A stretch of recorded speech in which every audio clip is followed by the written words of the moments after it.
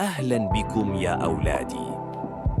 اليوم سنتحدث عن عملية البناء الضوئي.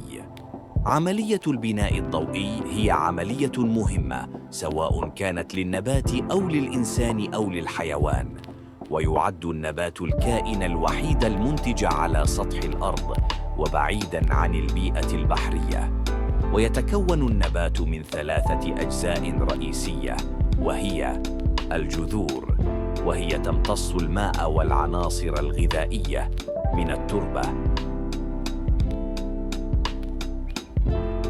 والساق، وهو الجزء المسؤول عن نقل العناصر الغذائية والماء من الجذور إلى الأوراق وباقي أجزاء النبات.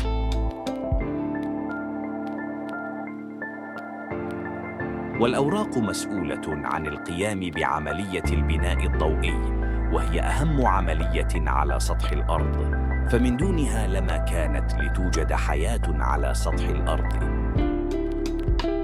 والعوامل اللازمة لعملية البناء الضوئي هي: أولاً، ضوء الشمس، حيث تمتص الأوراق ضوء الشمس لكي تتحول الطاقة الضوئية إلى طاقة كيميائية.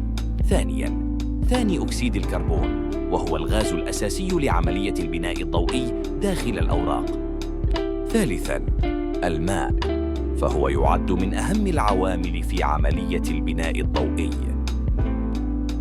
وبذلك يستطيع النبات القيام بعملية البناء الضوئي التي ينتج عنها الأكسجين وسكر الجلوكوز الذي يتغذى عليه النبات، وبذلك يكون النبات الكائن الوحيد المنتج على اليابسة قد أتم صنع غذائه.